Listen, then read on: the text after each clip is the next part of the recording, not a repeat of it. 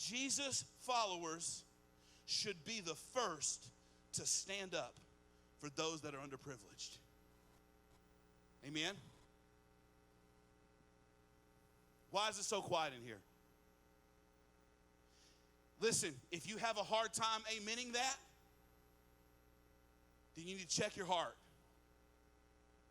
Because that should be across the board, no questions. I'm not talking about the word. Listen. I know that somewhere in our politically charged, this tribe versus this tribe mentality, you hear the word privilege and you think I'm talking about Black Lives Matter. You think I'm talking about liberal versus conservative, Republican versus Democrat. I'm not talking about that. I'm talking about recognizing that, yes, I may, whether it's because of my skin color, whether it's because of my place in life, whether it's because of the place I was born or whatever, yes, I've got to recognize I have certain privileges in my life that are not necessarily afforded to everyone else.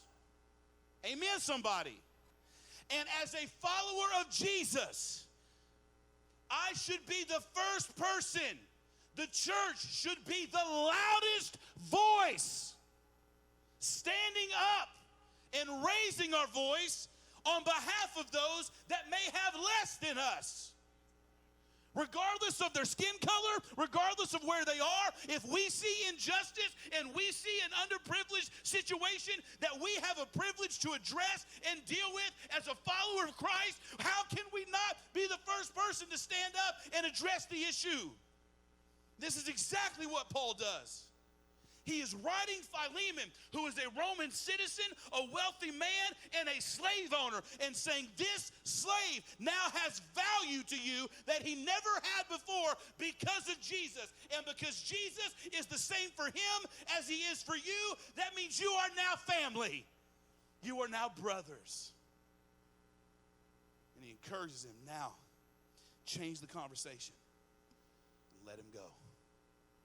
Friends, if we call ourselves followers of Jesus and we are not willing to stand up and put ourselves on the line and raise our voice on behalf of any kind, I don't care if it's racially motivated, I don't care if it's age motivated, I don't care what it is, we should be stepping up for those. Extending whatever privileges we may have. Again, I can't hammer this enough. Well, I don't have any privilege. Well, Paul was in prison. And he recognized, hey, I'm better off than this cat. Come on, somebody. And he still found a way to do it. Listen, that's the major noise. That's the major impact that Onesimus' life makes. Now, Onesimus had no idea. We don't know about his story.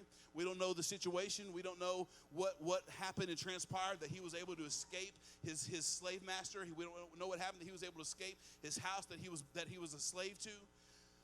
But he never had an idea that when he left, God was going to use his story to begin to shape and change the conversation about how people of God should look at everybody else and about how God and Jesus feels about how the equality of people across the board. That's a major, major shift. And I love the way that it's such a major impact, and yet it's hidden in such a very minor and low-key letter that Paul is really this is